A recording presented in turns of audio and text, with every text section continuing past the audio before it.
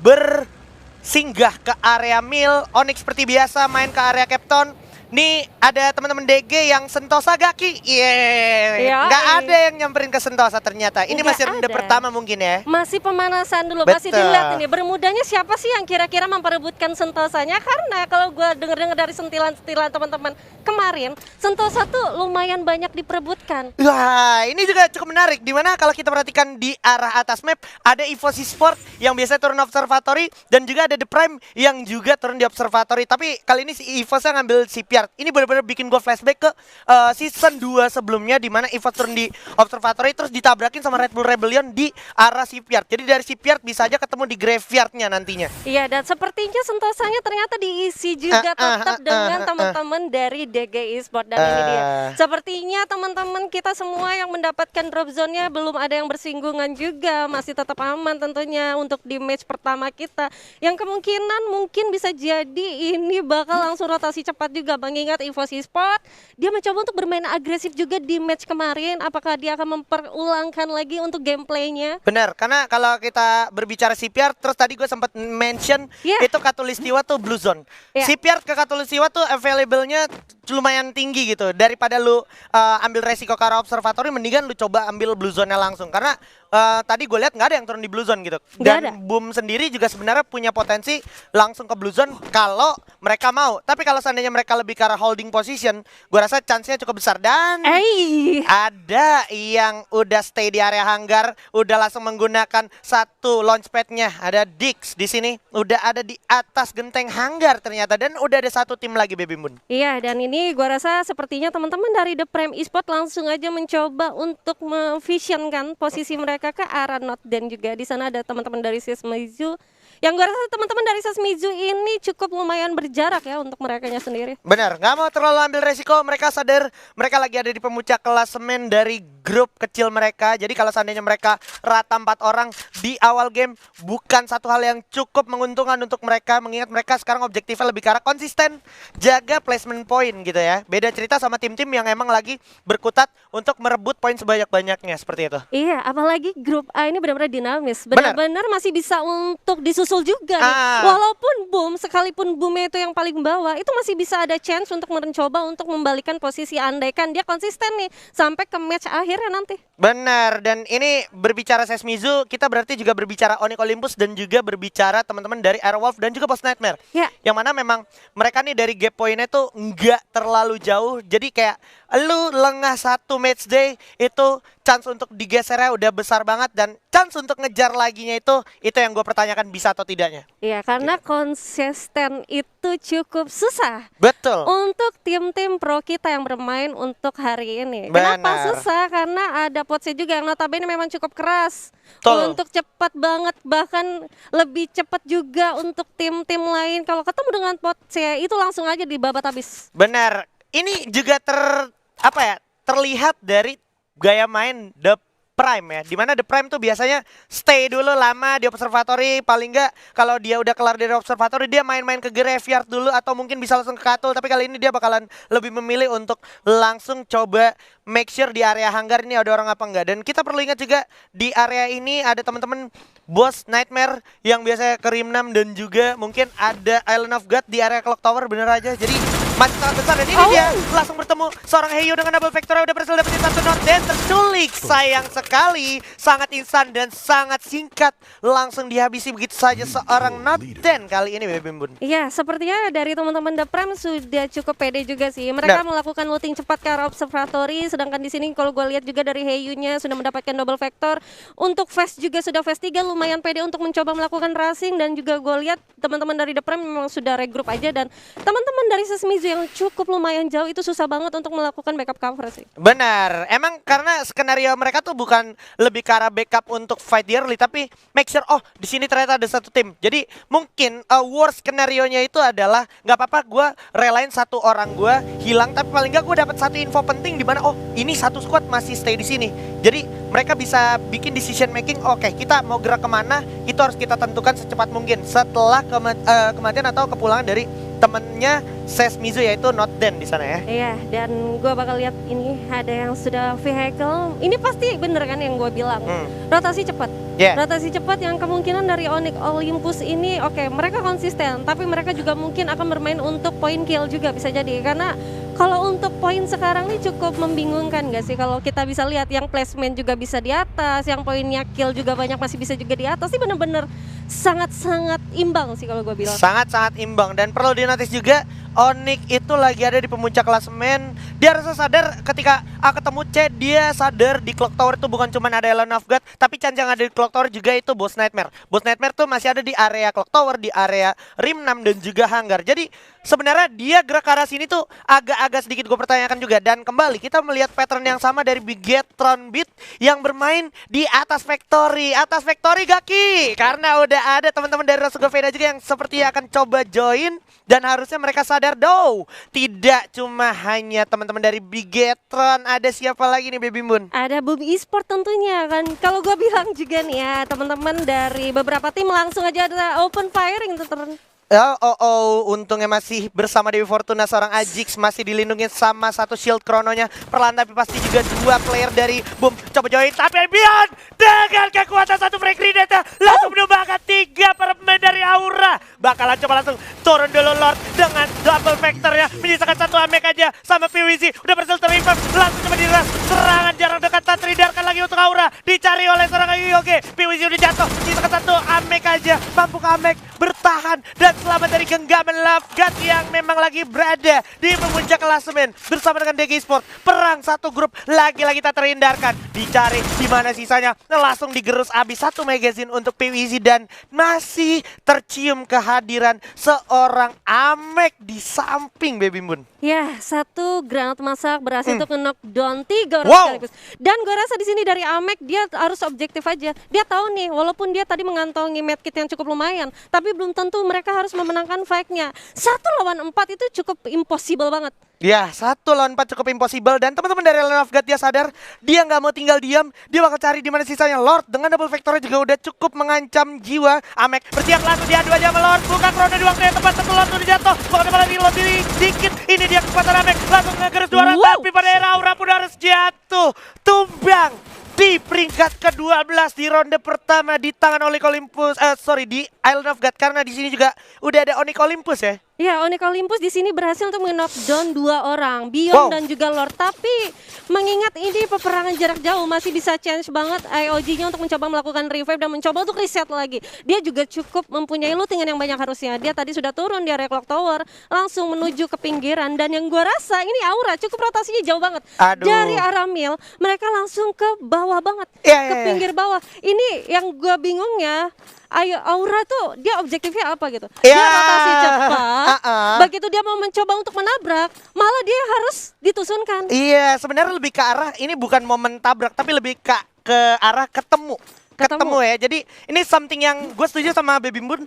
Cukup dipertanyakan, lu dari Mil sejauh itu ke area Clock Tower dengan objektif yang menurut gue belum terlalu menjanjikan. Kenapa nggak terlalu menjanjikan? Circle 1 itu masih sangat blind, bisa mental kemana aja. Jadi kalau lu ambil checkpoint di sana nggak terlalu bijak, dan itu terjadi, mereka rata. Dan kita bakal move on. Ini ada teman-teman dari DG Sport yang udah siap menyusuri area atas, tapi ketemu sama teman-teman dari Aerowolf. Bakal dibalas diadu, Black sendirian, udah jatuh Blacknya oleh Abah dengan double vector ya. Tapi kali ini nggak ada kehadiran dari Kapten Alcyon. Sepertinya lumayan berpengaruh. Tersisa 3 pemain dari Aerowolf bakal coba mengejar ketertinggalan setelah kehilangan 1 orang Black. Bakal coba dicari di mana sisa para pemain dari DG Esport. Udah dikasih frag grenade tuh, meledak dan bagus sekali, kena diri sendiri Jafra. Nice move, bakal coba dibuka glow untuk pertahanan dirinya juga. Aerobang, Jans dan juga 1 orang lagi yaitu Koje bersiap untuk melawan dan juga membeli serangan yang datang dari arah DG Sport. Loncat dengan seorang Abax, setengah darah Hule hilang. Bakal coba di jump shot lagi, mundur lagi, glow masih ada. Bagus dari seorang Jans, dibuka Chrono juga untuk pertahanan diri. Faris dari samping bakal coba membuka glue wall untuk pertahanan dirinya sambil membuat move, dan ternyata dibalas lagi oleh Aerowolf. Langsung maju ke depan, back udah jatuh, sedikit lagi jatuh, gak bakal loncat tapi terlalu beresiko, jatuh bakal jatuh, menyisakan 1 orang lagi. Hasil cukup jalan, bakal dibalas Vigorous, sedikit lagi Jafra udah jatuh, hasil jatuh. Apakah ini bakal jadi air untuk air? Nah, itu malah menjadi akhir untuk Aerowolf. Walaupun DG juga harus kehilangan 2 playernya. Luar biasa sekali di sini DG versus Aerowolf. Aerowolf, ya sayang banget ya. Walaupun di sini harus menyusul teman-teman dari Aura Esports, tapi DG walaupun berhasil untuk mendapatkan 4 kill dan oke, kita sepertinya bakal move dulu karena ada peperangan di sini Ajis fan. Yes, bakal coba dicari di mana sisa player dari Rosugo. Kocak berhasil dapetin satu Kapten Hayabusa. Fon udah cukup syarat. Ada Adam dari arah kejauhan pos dan Ikam pun berhasil dapetin Fon. Ditukar oleh Anca, tapi udah bakal langsung digerus saja. Fon gak ketolong lagi. Rosugo benar-benar kehilangan tempo. Adam udah cukup panik juga, cukup sulit dengan satu MP40 dan juga satu parafal di depan Glual. Bakal coba tembak. Adam berhasil dapetin satu Ikam. Coba siap di jump shot oleh Kojak. Dah, ini dia Kojak kemarin juga jatuh. Bakal coba dimain-mainin oleh seorang Adam. Kojak langsung di end begitu saja, nggak dikasih kesempatan. Dan Adam juga nggak punya banyak waktu. Dia harus menggulung medical kitnya sesegera mungkin karena dia sangat low. 3 medical kit masih ada, gulung di waktu yang tepat. Bagus banget. Regar memilih untuk merevive kawannya. Ini malah menjadi buying time yang tepat untuk teman-teman dari Rosugo yang menyisakan satu orang Adam aja. Sekadar udah hilang. Bakal coba langsung terapi. And that's it. Rosugo Veda harus puas di posisi ke-10, Baby Bun. Iya, gua rasa di sini yang gua pengennya tuh Rosugo bisa mendapatkan Buya, tapi nggak apa-apa, ini masih ada 5 match lagi. Betul. Kemungkinan juga masih ada chance juga, masih banyak peluang juga teman-teman dari Rosugo, walaupun harus menyusul 2 tim yang udah terpulangkan tadi, ada Aura dan juga Aero. Oke, kita mungkin bakal kembali dulu tadi ya ke Aero dan juga ke DG dan juga dari teman-teman Aerowolf, ya. Nah, kalau gua bilang di sini teman-teman dari DG walaupun harus terculik 2 orang tapi cukup disayangkan juga, mengingat ini benar-benar masih Fakerly juga. Betul. Dan mereka posisinya juga masih bermain di pinggiran banget. Benar. Dan gue rasa di sini teman-teman dari Aerowolf yang turun di area Factory, dia langsung rotasi cepat karena dia tahu di Factory-nya ada beberapa tim tadi kita bisa bilang. Barusan juga ada Rosugo, ada Bigetron juga, dan ada beberapa tim yang sempat juga menengok-nengok area Factory-nya sendiri. Ini kemungkinan mencoba membuat Aero, ya udah kita ke pinggir aja. Kita ke pinggir dan ya ketemu dengan teman-teman DG. Yes, dan kalau kita bisa lihat circle-nya juga sekarang ini harusnya bakalan lumayan berpihak sama teman-teman dari Alone of God sama Boss Nightmare. Atau kalau seandainya circle berpihak ke arah penumpukan, itu bakal ada di Factory dan juga Clock Tower, di mana tempat Boom Esports dan juga The Prime bersama Onyx Olympus. Tapi kalau kita perhatikan udah ada sang macan putih kita datang. Oh, like I said, bakalan sedikit berpihak kepada Island of God dan juga Boss Nightmare, dan ini bakal jadi nguntungin untuk mereka berdua. Kenapa? 1, mereka 2 pot yang berbeda. 2, nggak ada penumpukan di sini dan sisa penumpukannya itu ada di luar zona. Sampai akhirnya yang di luar zona kalau sampai telat masuk zona itu bakalan PR banget. Itu pertama. Kalau seandainya dia maju duluan itu juga bakal PR banget. Kenapa? Karena dia bakal ditatakin sama orang yang belum siap. Iya, terlebih lagi yang sangat dirugikan ini benar-benar teman-teman dari Boom Esports dan juga Bigetron ya tadi. Dan juga DG Esports. Kenapa gue bilang DG Esports? Karena dia tersisa 2 orang lagi-lagi. Walaupun dia tadi harus terculik dan sempat mencoba ngeriset lagi ngeluting. Kita bisa tahu nih Aero tadi lootingannya di area Factory dan dia langsung mencoba main pinggiran. Belum tentu juga untuk segi lootingan itu sangat kaya. Ini sangat cukup dirugikan. Yes. Dan kalau kita beralih ke arah Kapten Sam 13 tadi, sebenarnya kita bisa lihat di mana Kapten Sam 13 udah mulai aware sama kemampuan dan kekuatan timnya. Dia sadar semua player dari FFML Season 3 Divisi 1 ini kita udah sangat kuat. Jadi masih ada chance untuk mereka jatuh. Dia membawa Capella untuk tambahan healnya. Dan sekarang terlihat juga penumpukan cukup menarik. Di mana udah ada Kezal. Lagi-lagi The Prime bertemu bakal dengan effort. Terculik satu oleh Woodpecker. 05 berhasil dapetin Jojo. Dihabisin begitu aja Jojonya. Tapi dari jauh The Prime benar-benar bikin kesel. Centang verified di sini juga sudah mulai menata kayak habis pemain dari EVOS. Lari-lari di luar zona. Di balik satu vehicle. Coba tatakin habis. Masih ada Heyu juga dengan satu Woodpecker. Bakal coba dicari juga bersama Limzi di sini. Mencari sisa player yang ada. Jars juga berhasil dapetin Marley. Dari arah kejauhan I'm God berhasil dapetin kesel. Ternyata Marley harus tumbang oleh Jars dengan grozanya. Para pemain dari EVOS harus menarik diri dulu dengan satu vehicle yang masih mereka punya. Iya, dan teman-teman dari EVOS Esports di sini bakal mencoba untuk rotasi masuk ke dalam melewati zona luar, dan gue rasa di sini ada vehicle yang sangat diuntungkan, tapi hati-hati karena di dalam sana udah ada tim-tim yang harusnya sudah ditunggu, dan ini dia. Itu dia, EVOS berhasil dapetin satu player dari SES dan juga Alnova berhasil fight melawan Onyx, di mana Onyx juga bakal jatuh di sana. Udah diadu lagi begitu saja. Zik sial itu dia juga bakal terkenok dan begitu saja menyisakan 2 orang lagi. Ada Greg Grenade, aduh tumbang, bakal langsung diledakkan gitu aja. Lau, jump shot, meta shot kiri kocok, tapi sulit banget menyisakan satu Kapten Wiza, sang pembalap kita di tidak mampu melawan kekejaman dari Boom Esports kali ini. Sayang sekali One kalian pun posisi ke-9. Mr. Cross 5 tereliminasi, DG Esports juga tereliminasi. Kekejaman dari Bareta Ikam benar-benar menghabisi DG Esports. Sesmizu juga ternyata harus puas di posisi ke-7. Masih ada The Prime yang bakal bertemu dengan para pemain dari Boom. Dan juga Boom harus puas di posisi ke-6 karena harus fight melawan The Prime Esports kali ini, Bebim Bun. Iya, ini benar-benar peperangan antar luar zona ya. Karena di dalam zonanya tuh masih ada aman nih, ada Boss Nightmare tentunya. Boss Nightmare ya oke, masih santai, lu perang aja dulu, gua nanti bagian air gitu. Dan kita bisa lihat tersisa 5 tim sudah. Yang tadi tuh masih cukup lumayan banyak orang banget. Dan ini dia, seperti ada Fearless yang bakal mencoba menatakin teman-teman dari EVOS Esports. Iya, seperti yang gue bilang, ini bakal jadi emang nguntungin buat Boss Nightmare karena nggak ada penumpukan di sana. Jadi Boss Nightmare tinggal natakin siapapun yang coba mendekat. Sekarang mereka udah coba jual beli serangan, tapi ada sebuah kebijakan yang cukup bijak dari teman-teman Boss Nightmare. Mereka menarik diri, mereka sadar ini nggak worth it perang seperti itu dengan kompon-kompon yang minim, dan mereka juga sadar mereka udah objektif banget. Mereka dapat zona yang cukup leluasa untuk mereka dan juga placement point mereka yang harus dituntut untuk konsisten. Sementara kita berbelok sedikit ke arah BTR yang juga udah siap melawan para pemain dari Bos. Sudah ada Haide dengan AWM-nya berhasil dapetin satu orang Anca. Regar juga langsung merasakan panasnya peluru yang datang dari arah sebelah kiri. Dari jauhan ada Ellen of God. Bakal balas dia aja oleh MK. Si bocil Vector, Bigetron B juga harus puas di posisi ke-5. 4 tim tersisa. Bakal lari-lari dulu Kapten Riza. Dibuka keluar juga untuk pertahanan diri. Sekali lagi gue bilang di sini Boss Nightmare bersama Dewi Fortuna. Bakal ada perang Island of God melawan Heyu dari The Prime. Perang satu pot C. Pot C nih bos. Bakal langsung digerus saja oleh seorang Dik. 2 lawan 3. Bakal maju ke depan dulu sedikit. Udah digocek dengan satu double vector. Limsi maju ke depan. Menyisakan Bion. Sang Abi Faisal coba gerus saja dengan satu double barrel dari seorang Dix juga. Masih bisa bertahan. Kuatkah Island of God melawan The Prime? Digocek dikit, ini dia kekuatan top level. Kita gerus. Itu dia Island of God. Sang Abi Faisal berhasil dapetin satu pemain dari The Prime. Tapi udah sulit posisinya. Circle udah jahat. Island of God harus posisi ketiga. Misalkan EVOS yang natakin habis para pemain dari Island of God. Menyisakan satu orang lagi. Satu tim lagi. Udah mulai ada dengan satu double vector ya. Masih bisa di-reload dulu sedikit. Fear juga bersiap dengan double vector. Ada blotter ternyata. Haide bakal berimbang dulu. Mampu gak sempat. Ada satu krono di waktu yang tepat. Udah mulai pecah juga. Keluar dari dipasang. Bakal langsung diajar oleh Kapten tertib. Dengan satu match bola boleh. Maju depan. Udah jatuh satu orang lagi. Masih ada Fearless. Coba langsung habis begitu saja. Ini dia. Boss Nightmare berhasil mendapatkan buyahnya melawan EVOS Esports di game ronde pertama. Luar biasa.